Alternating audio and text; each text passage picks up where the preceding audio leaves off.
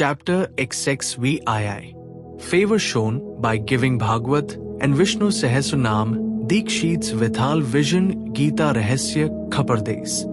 This chapter describes how Sai Baba favored his devotees by granting them religious books after he had touched and consecrated them for parayana, reading regularly, and certain other matters. Preliminary. When a man takes a plunge into the sea, he gets the merit of bathing in all the tirthas and sacred rivers. Similarly, when a man takes refuge at the feet of the Sadguru, he gets the merit of bowing to the Trinity, I Brahma, Vishnu and Mahesh, and also Parabrahma. Victory be unto Shri Sai, the wish-fulfilling tree and the ocean of knowledge, who gives us self-realization. O Sai, create in us regard for your stories. Let the readers and audience devour them with the same relish with which the chatak bird drinks the water from the clouds and becomes happy. While listening to your stories, let them and their families get all the sattvic emotions which let their bodies perspire. Let their eyes be full of tears. Let their prana be steady. Let their minds be composed. Let their hair stand on end. Let them cry, sob and shake. Let their hostilities and their distinctions, great and small, vanish. If these things happen, that is a sign of the grace of the Guru dawning upon them. When these emotions develop in you, the Guru is most pleased and will certainly lead you on to the goal of self-realization. The best way, therefore, to get free from the shackles of Maya is our complete and wholehearted surrender to Baba. The Vedas cannot take you across the ocean of Maya. It is only the Sadguru who can do so and make you see the Lord in all creatures. Granting consecrated book. The variety of imparting instructions followed by Baba has already been noticed in the previous chapters. In this, we shall deal with one aspect of it. It was the habit of some devotees to take some religious books, of which they wanted to make a special study, to Baba and to receive the same back from him after they were touched and consecrated by him. While reading daily such books, they felt that Baba was with them. Once, Kaka Mahajni came to Shirdi with a copy of Eknathi Bhagwat. Shama took that book to read and taking it with him went to the masjid. There Baba took it from him, touched it and turning some pages here and they gave it back to Shama and asked him to keep it with him. When Shama said that it belonged to Kaka and had to be returned to him. No, said Baba. As I have given it to you, better keep it with you for safe custody. It will be of use to you. In this way, many books were entrusted to Shama. Kaka Mahajni after some days came again with another copy of the same Bhagwat and gave it in Baba's hand. Then Baba gave it back as prasad and asked him to preserve it well and assured him that it would stand him in good stead. Kaka accepted it with a bow. Shama and Vishnu Sahasranam. Shama was a very intimate devotee of Baba, and Baba wanted to favor him in a particular way by giving him a copy of Vishnu Sahasranam as prasad. This was done in the following way. Once a Ramdasi, follower of Saint Ramdas, came to Shirdi and stayed for some time. The routine he followed daily was as follows. He got up early in the morning, washed his face, bathed, and then after wearing saffron-colored clothes and besmearing himself with sacred ashes, read Vishnu Sahasranam, a book giving 1,000 names in praise of Vishnu, and held second in importance to Bhagavad Gita and Adhyatma-ramayan, esoteric version of Rama's story, with faith. He read these books often, and then after some days, Baba thought of favoring and initiating Shama with Vishnu Sahasranam. He, therefore, called the Ramdasi to him and said to him that he was suffering from intense stomach pain, and unless he took Senapods, Sonamukhi, a mild purgative drug, the pain would not stop, so he should please go to the bazaar and bring the drug. The Ramdasi closed his reading and went to the bazaar. Then Baba descended from his seat, came to the Ramdasi's place of reading, took out the copy of Vishnu Sahasranam, and coming to his seat, said to Shama, "O Shama, this book is very valuable and efficacious, so I present it to you. You read it. Once I suffered intensely, and my heart began to palpitate, and my life was in danger. At that critical time, I hugged this book to my heart, and then, Shama, what a relief it gave me. I thought that Allah Himself came down and saved me. So I give this to you. Read it slowly, little by little. Read daily one name at least, and it will do you good." Shama replied that he did not want it, and that the owner of it, the Ramdasi, who was a mad, obstinate, and irritable fellow, would certainly pick up a quarrel with him. Besides, being a rustic himself, he could not read distinctly the Sanskrit Devanagari letters of the book. Shama thought that Baba wanted to set him up against the Ramdasi by this act of his, but he had no idea of what Baba felt for him. Baba must have thought to tie this necklace of Vishnu Sahasranam round the neck of Shama, as he was an intimate devotee, though a rustic, and thus save him from the miseries of the worldly existence. The efficacy of God's name is well known. It saves us from all sins and bad tendencies, frees us from the cycle of births and deaths. There is no easier sadhana than this. It is the best purifier of our mind. It requires no paraphernalia and no restrictions. It is so easy and so effective. This sadhana, Baba wanted Shama to practice, though he did not crave for it. So Baba forced this on him. It is also reported that long ago, Eknath Maharaj similarly forced this Vishnu Sahasranam on a poor Brahmin neighbor and thus saved him. The reading and study of this Vishnu Sahasranam is a broad open way of purifying the mind, and hence Baba thrust this on his Shama. The Ramdasi returned soon with the Sina pots. Anna Chinchanikar, who was then present and who wanted to play the part of Narada, the celestial rishi who was well known for setting up quarrels between gods and demons and vice versa, informed him of what had happened. The Ramdasi at once flared up. He came down at once on Shama with all fury.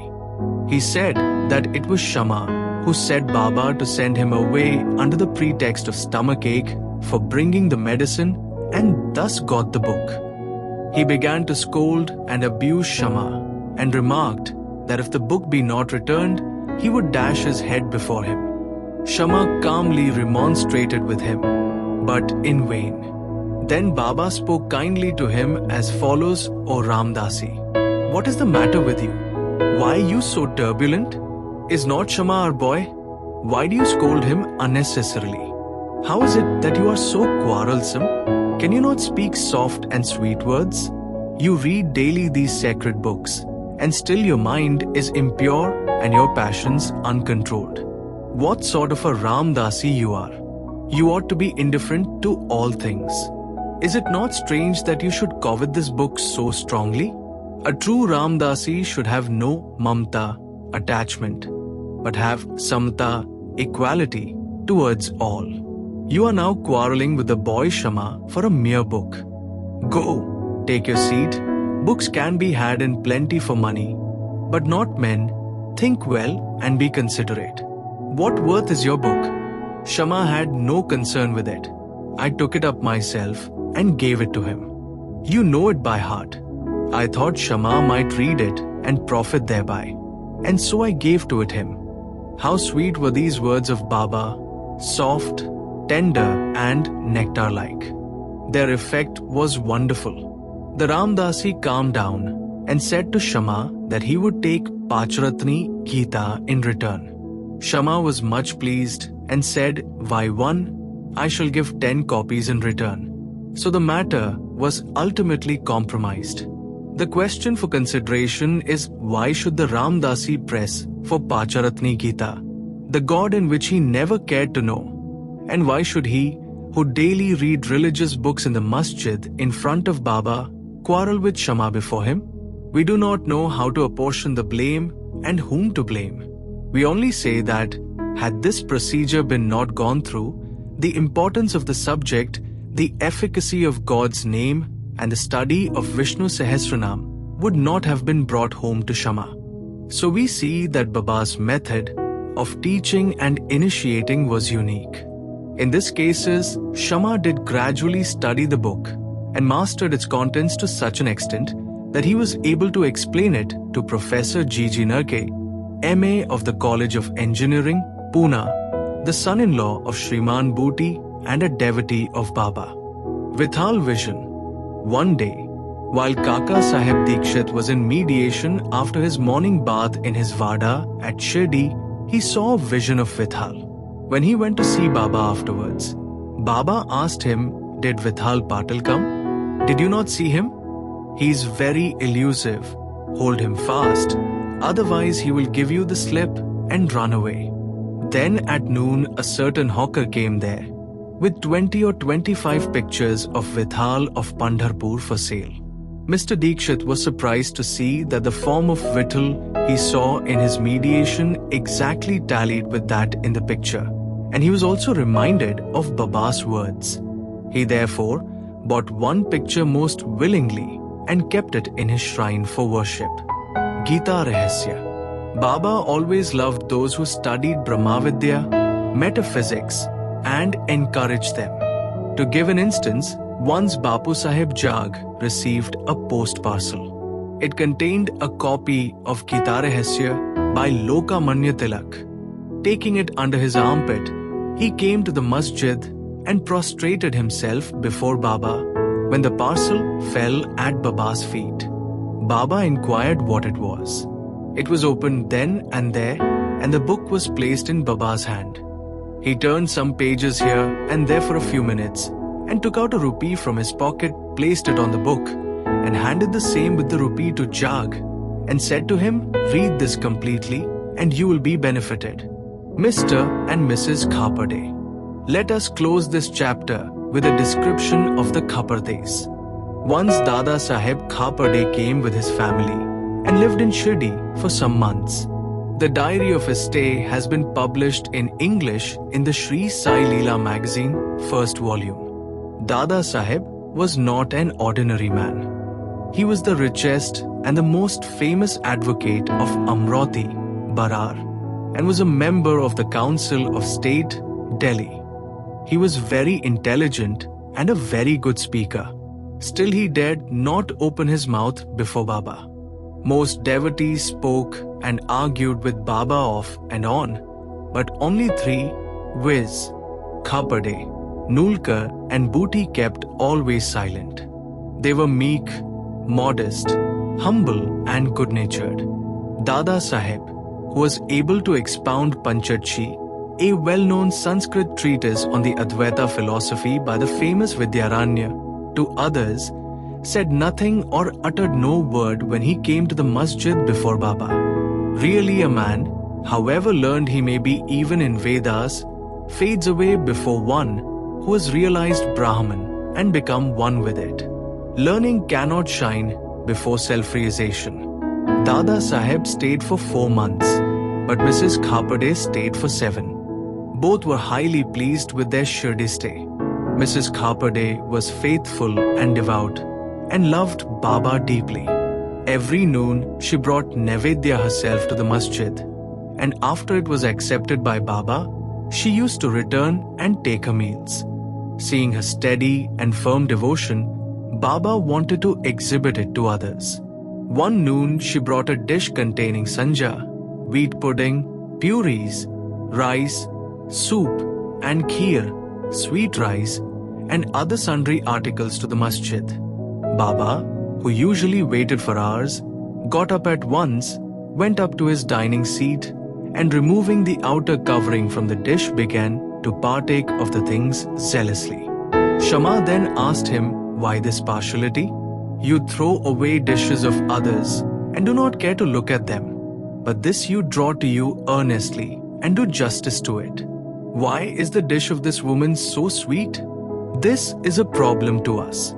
Baba then explained this food is really extraordinary. In former birth, this lady was a merchant's fat cow yielding much milk. Then she disappeared and took birth in a gardener's family, then in a Kshatriya family, and married a merchant. Then she was born in a Brahman family. I saw her after a very long time. Let me take some sweet morsels of love from her dish. Saying this, Baba did full justice to her dish, washed his mouth and hands, gave out some belches as a mark of satisfaction, and resumed his seat. Then she made a bow and began to shampoo Baba's legs, and Baba began to talk with her and knead her arms, which was shampooing his legs. On seeing this reciprocal service, Shama began to joke and said, "It is going on well. It is a wonderful sight to see God and his bhaktas serving each other." After being pleased with her sincere service, Baba asked her in low and fascinating tone to chant Raja Ram then and always, and said, "If you do this, your life's object will be gained, your mind will attain peace, and you will be immensely benefited." To persons unfamiliar with spiritual matters, this might appear as a fair, but really it was not so. It was a case of what is technically called Shaktipat, eye transference of power from the Guru to the disciple. How forcible and effective were Baba's words. In an instant, they pierced her heart and found lodgment there.